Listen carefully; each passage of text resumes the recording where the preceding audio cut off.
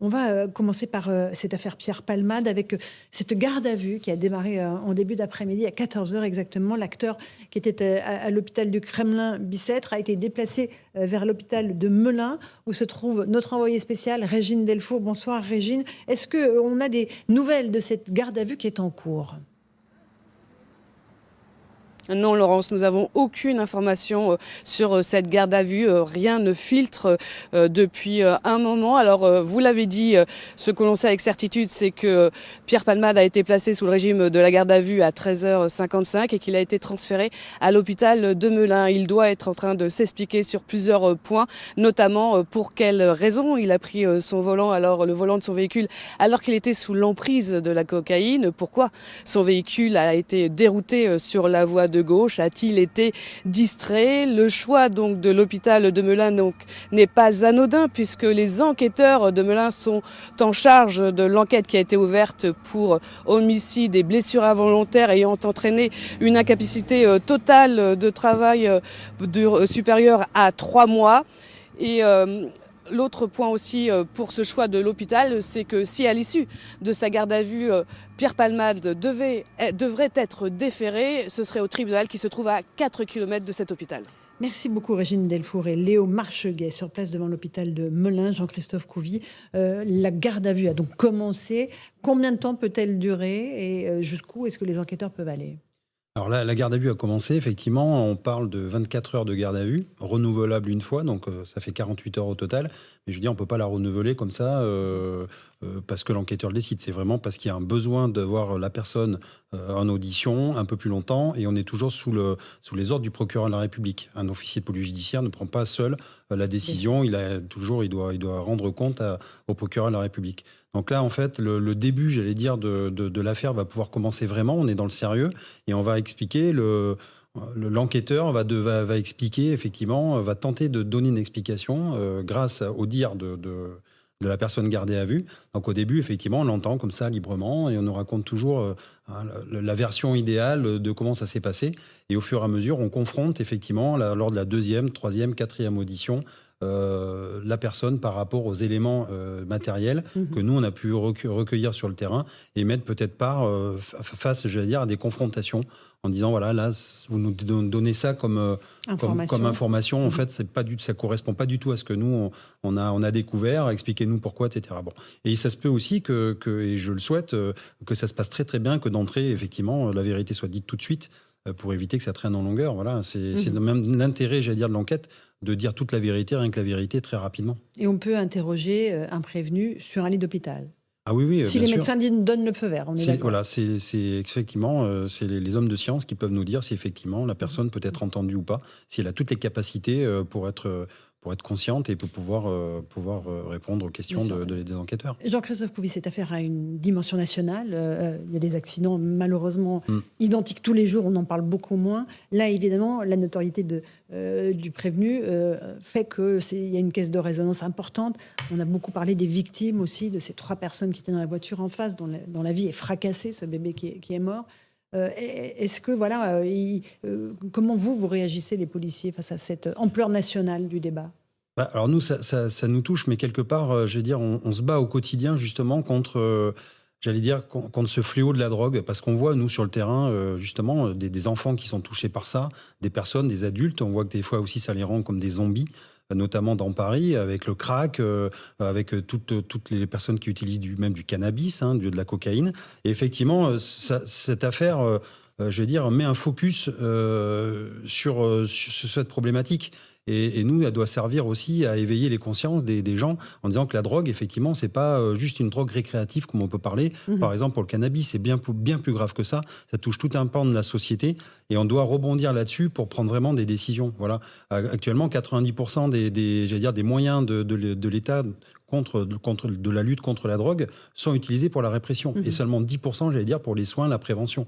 À un moment donné, il va peut-être falloir aussi... 90-10, oui. Voilà. Et on sait qu'on sort de la drogue, non pas que dans la répression, il faut être ferme. Attention, je ne dis pas qu'il faut être très light, au contraire, il faut être très très ferme, mais il faut aussi augmenter, j'allais dire, la prévention et les soins, parce que c'est très difficile de faire sortir des toxicomanes de la drogue. Et donc, il faut vraiment être sans pitié, et envers aussi les trafiquants de drogue. Les dealers, on voit vraiment très bien que derrière le romantisme du dealer, il y a vraiment des marchands de mort. Bien sûr, c'est une véritable économie parallèle, Marc Toiti. Complètement, le trafic alors, de drogue. si on donne quelques chiffres, alors au niveau mondial, c'est des estimations, effectivement, mais c'est autour des 250 milliards de dollars.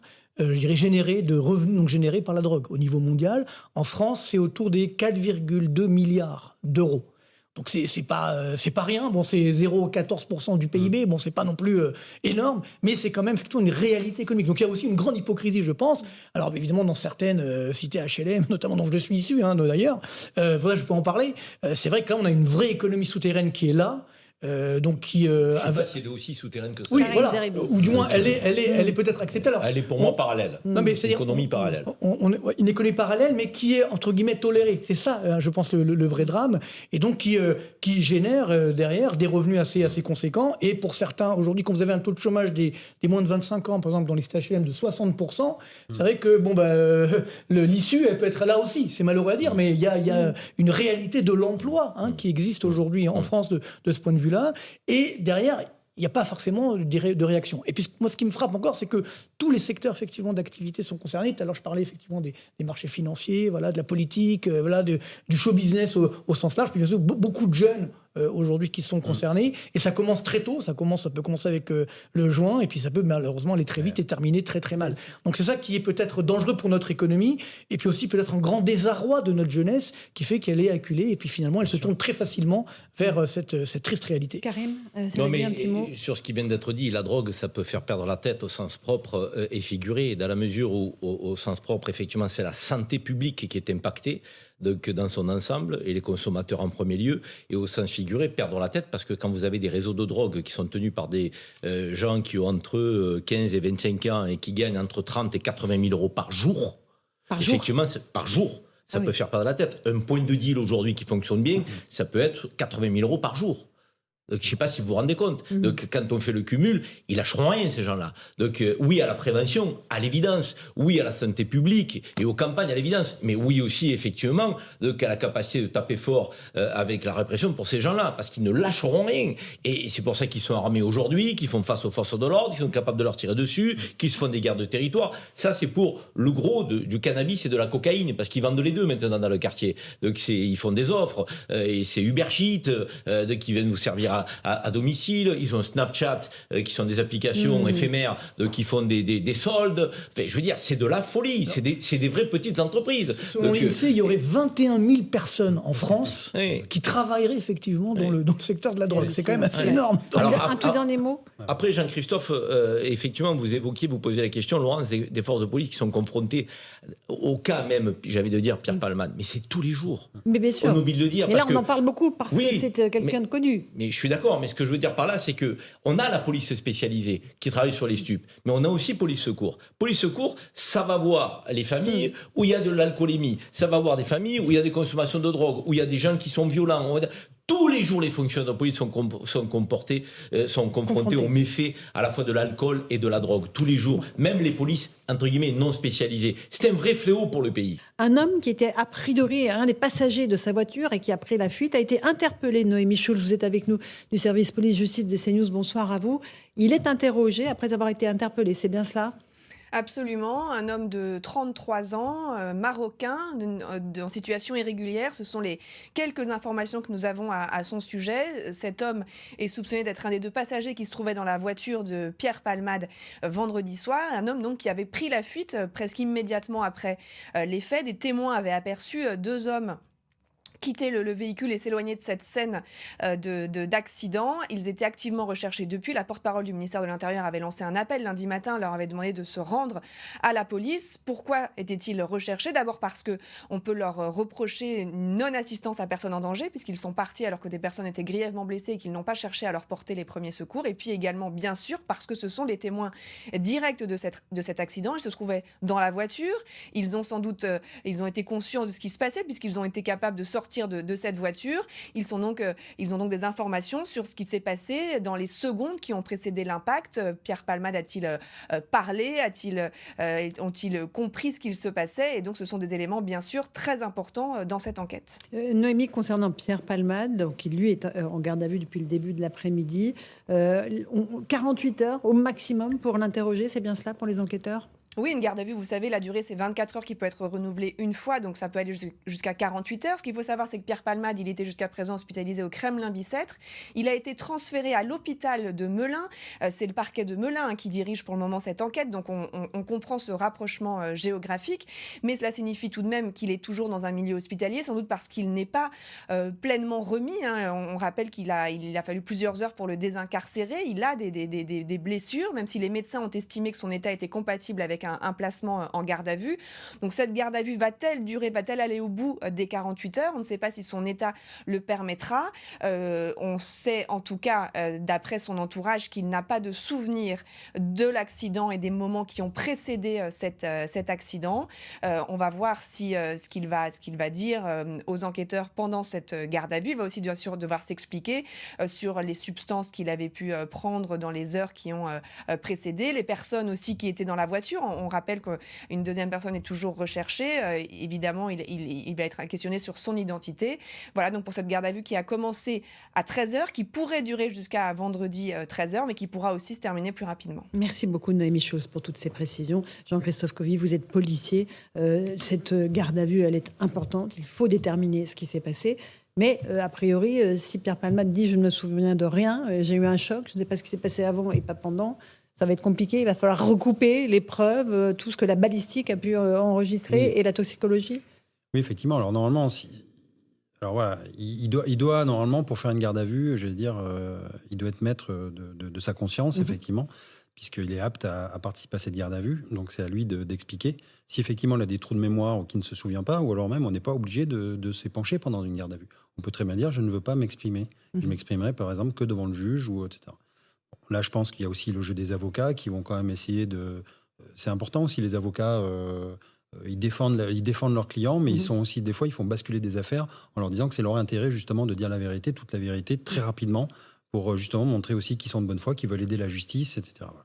Donc oui, c'est très important. Ce qui est important, c'est qu'en fait, cette garde à vue, elle va essayer de lever, j'allais dire, toute l'affaire, à savoir ce qui s'est passé dans les 48 heures avant. En fait, on dépeint, si vous voulez, l'enquêteur travaille d'abord au plus large pour dépeindre la scène, en fait, et petit à petit, il y a l'effet tunnel, on rapproche et on va vers la finalité de l'affaire. Mais c'est comme ça, on est obligé de partir très large et donc savoir avec qui il était, si ces deux personnes étaient là depuis le départ, s'il y avait d'autres personnes depuis 48 heures, et essayer de regarder, j'allais dire, de refaire un petit peu le roman de ce qui s'est passé dans les 48 heures avant l'accident. Absolument. Karim Zerbi. Admettons que Pierre Palmade ait toute sa tête. Si on s'en tient au témoignage de sa sœur, il a honte, il est prêt à assumer toutes les conséquences, en gros, de son comportement. Ça veut dire que, normalement, si tout ça est vrai et sincère, il devrait donner aux enquêteurs toutes les informations en sa possession, tant sur la manière dont les choses se sont déroulées que sur les personnes qui l'accompagnaient. Et donc, ça permettrait d'accélérer l'enquête, parce que derrière la garde à vue de Pierre Palmade, énormément d'informations seraient glanées par les fonctionnaires de police qui pourraient derrière se mettre en mouvement et aller soit à la recherche du deuxième protagoniste qui est aujourd'hui en fuite et dont on dit qu'il est près de se rendre, mais aujourd'hui information non confirmée. Il n'est pas entre les mains de la police et qui pourrait aussi permettre d'interroger non pas dans le brouillard, mais avec des éléments très concrets, celui qui est entre les mains de la police, pour le coup, et qui a été arrêté. Donc c'est fondamental que Pierre Palmade dise toute la vérité, tout ce qu'il sait, la manière dont ça s'est passé, en fonction effectivement des éléments qu'il a en sa possession. Encore une fois, si le témoignage de sa sœur est sincère, normalement, ça devrait permettre à l'enquête de s'accélérer. Geoffroy Lejeune. Moi, ce qui m'intéresse et qui m'inquiète, c'est l'après affaire Pierre Palmade, parce que je suis absolument persuadé qu'il sera condamné, évidemment, et tout le monde a trouvé ça normal, et c'est normal. C'est plutôt qui a vraiment envie de mettre en place une vraie politique de lutte contre les stupéfiants dans ce pays. Et en réalité, je pense qu'il y a deux catégories de gens qui ont envie de ça. C'est premièrement les policiers qui travaillent sur le sujet, c'est-à-dire qu'en gros, ils se sentent entravés la plupart du temps dans leur boulot et ils ont besoin d'être aidés. En fait, ça, si on peut en prendre conscience, c'est important. Et deuxièmement, les gens qui vivent dans les quartiers où on deal, je pense, on a tous en tête l'incendie de Vaux-en-Velin, en fait, où les habitants, on les a entendus juste après, mais quel enfer ils vivent. Encore récemment, on a vu qu'il y avait un immeuble, je sais plus où c'était, mais où les dealers maintenant mettent des petites affichettes pour expliquer comment il faut se comporter, etc. À Nanterre, merci. Et en fait, ce sont les deux catégories les plus motivées dans la lutte contre les stupéfiants. Après, le pouvoir politique, est-ce que vous avez le sentiment qu'il a vraiment décidé de s'y attaquer? Je crois pas du tout. Le ministre, mais je suis d'accord, mais je suis absolument d'accord avec Karim. Je pense que déjà, il faudrait faire le compte de qui consomme dans la classe politique. C'est un autre sujet, mais quand même, ça doit jouer aussi un peu. Et ensuite, il faut du courage, en fait. C'est vraiment du courage.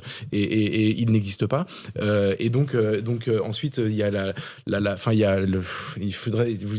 c'est colossal le travail qui nous attend. Si on décide de s'attaquer à ce sujet-là, ça va impliquer énormément de moyens. Il va falloir comprendre aussi comment ça fonctionne. Je vais citer une série télévisée Canal qui s'appelle Engrenage, qui a été écrite. Les scénaristes sont des policiers. Je la cite parce qu'elle est donc très crédible sur ces sujets-là. Et les saisons qui sont consacrées à la drogue montrent qu'en réalité, c'est un système où des politiques évidemment sont concernés. Les avocats souvent sont achetés par les trafiquants. En fait, il faut comprendre encore une fois, le vrai pouvoir est du côté des trafiquants. Le pouvoir financier, le pouvoir, c'est absolument dingue. Et pour terminer aussi, il faut être intraitable avec la communication qui est faite sur ce genre de sujet. C'est-à-dire que quand Gérald Darmanin dit on a démantelé X milliers de points de deal, il faut expliquer que ça ne veut rien dire en réalité. Ça veut dire juste qu'on a fait décamper quelqu'un qui était en train de vendre du shit au pied d'un immeuble, et s'il revient 2 heures plus tard, on va quand même le comptabiliser dans le travail. Donc c'est souvent beaucoup d'affichage, et il ne faut pas se laisser berner par ce genre de choses. Marc Toiti. Oui, je dis que c'est un vrai enjeu de société, tout simplement. Et donc, il faut vraiment s'y attaquer. Et encore une fois, on a besoin également d'une certaine stabilité sociétale pour assurer une bonne marge de l'économie. Donc, tout est lié. Et c'est vrai qu'aujourd'hui, c'est ce poids dans le PIB qui est quand même assez énorme, comme je l'évoquais tout à l'heure. Donc, là aussi, est-ce qu'il y a une vraie volonté politique? Je pense qu'il y a à la fois une volonté. Alors, effectivement, il y a peut-être des politiques qui sont concernés en tant que consommateurs, donc peut-être qu'ils n'ont pas envie d'aller plus loin. Et puis, parallèlement, il y a un vrai courage politique à mener, parce que ça va être très compliqué. Parce que, comme disait Karim tout à l'heure, je ne sais pas si les réseaux vont, entre guillemets, se laisser faire, sans parler des engrenages internationaux. Évidemment, et diplomatiques que ça peut générer. Mais de toute façon, il n'y a pas 36 solutions. Bon, là, c'est vrai que c'est la partie émergée de l'iceberg, c'est cette horrible affaire. Mais le vrai enjeu est là. Et il faut qu'on fasse un choix de société en disant maintenant, on va vraiment s'attaquer à ce problème de fond. Et avec de la répression, mais aussi de la prévention. Les deux jambes, comme toujours. C'est quand je vois tous ces jeunes, malheureusement, justement, qui sont tournés et qui sont incités à tomber dans ce piège. Évidemment. C'est ça aujourd'hui qu'il faut restaurer, cette confiance dans l'avenir. Et c'est ça, on manque aujourd'hui, je dirais, de vision d'avenir. Et c'est lié aussi au fait qu'on a un chômage très puissant et autres. Et donc, qui fait que les enjeux économiques et sociétaux sont tout à fait liés. Imaginez juste qu'on fasse en prévention le 10e de ce qu'on a fait sur le Covid. Le 10e seulement. Parce qu'aujourd'hui, la prévention sur la drogue, c'est quand même très limité. Et surtout, encore une fois, on ne montre pas que c'est grave. Et sur le Covid, je prends l'exemple volontairement parce qu'on a tous conscience du fait que maintenant on vit avec et que la société s'est très bien adaptée. On a mis en place une propagande. C'est-à-dire que quand l'État veut, il peut en réalité. Une propagande colossale, quotidienne, sur toutes les antennes pour expliquer qu'on n'embrasse pas sa grand-mère, on met un masque, etc. Le 10e de ça, je demande même plus, le 10e de ça sur la drogue. J'aimerais qu'on écoute le docteur Bertrand Lebovici, addictologue, vice-président de SOS Addiction, qui dit qu'il faut une grande politique de prévention nationale. Écoutez-le. Il y a eu une époque où on disait boire ou conduire, il faut choisir. Mais consommer de la cocaïne ou conduire, il faut choisir. Chemsexer ou conduire, il faut choisir. On peut critiquer... D'abord, la consommation de cocaïne est interdite. Donc, Pierre Palmade viole la loi. Mais enfin, il ne met personne en danger s'il fait ça chez lui, toutes portes et fenêtres closes. Le chemsex peut être moralement condamné, mais il s'agit d'adultes consentants et qui prennent des risques avec leur propre santé. Là où évidemment les choses ne vont plus, et c'est le cœur de l'affaire, et c'est le début de l'affaire, c'est que des personnes qui n'avaient rien demandé, qui étaient juste là, au mauvais moment, au mauvais endroit, se retrouvent dans une situation épouvantable parce qu'il a mis en danger la santé, la sécurité et la vie de ces personnes. Voilà pour le docteur Lebovici, Jean-Christophe Couvi, vous êtes policier, évidemment. Vous ne pouvez qu'abonder dans son sens, Oui, j'imagine. alors oui et non. Oui et non. Ah. Oui et non. Oui, non, mais il a raison pour dire que quand on est chez soi, à la rigueur, ils mettent j'allais dire, leur santé Mais en c'est jeu. illégal, Mais c'est hein. que leur On santé. rappelle Bien que sûr que c'est c'est interdit. illégal. Oui, il faut mais le dire. surtout, c'est qu'en fin de compte, ils mettent aussi leur santé en jeu. Sauf qu'à la fin, quand ils sont hospitalisés, c'est quand même la société qui paie l'hospitalisation. Et donc, c'est toute la société qui est aussi, in fine, fait le chèque pour les gens qui sont malades. Le toxicomane, c'est un délinquant et un malade. En fait, c'est les deux. Et c'est vrai que dans les années 70, on partait plutôt à porter à dire qu'il fallait plutôt guérir que punir. Après, ça s'est inversé. Il faut beaucoup punir et moins guérir. Et je pense qu'en fait, il faut trouver un équilibre. Et surtout, ce que je vois, c'est que la société devient ultra violente.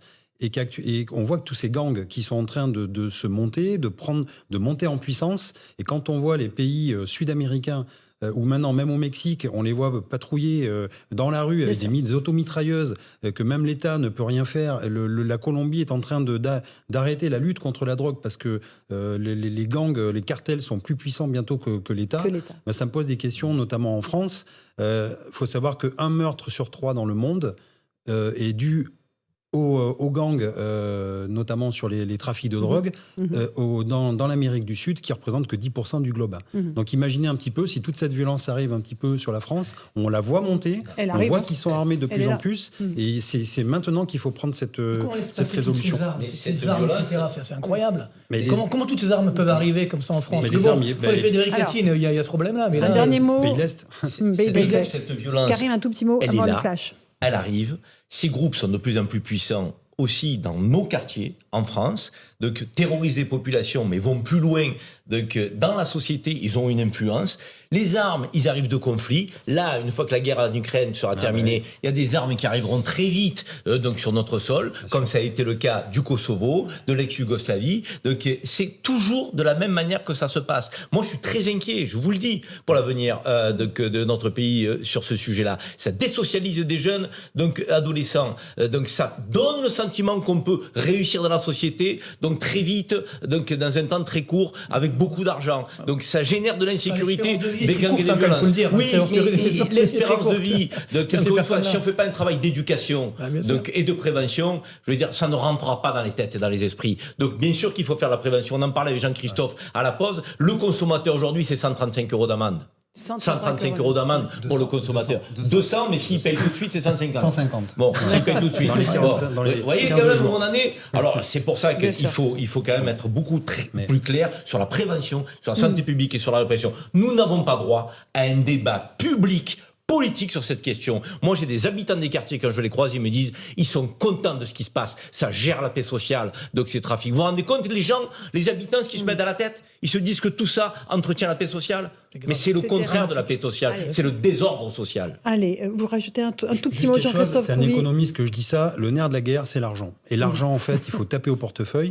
Il faut vraiment, mais vraiment, que l'État lâche le fisc sur tous ces dealers, toutes ces familles qui gangrènent vraiment notre pays et faire des saisies. Et avec ces saisies, justement, c'est alimenter, soigner les gens qui sont vraiment toxicomanes. L'économie parallèle, c'est 10 à 12% du PIB français. Donc oui, imaginez si on pouvait taxer effectivement tout ça, on laisserait peut-être les gens je répète toujours, mais problème pour la réforme de retraite. Al Capone, il est tombé sur un contrôle fiscal. Point. Voilà. Et c'est toujours le nerf de la guerre. C'est du pénal aux États-Unis, alors qu'en France, on l'a eu comme ça.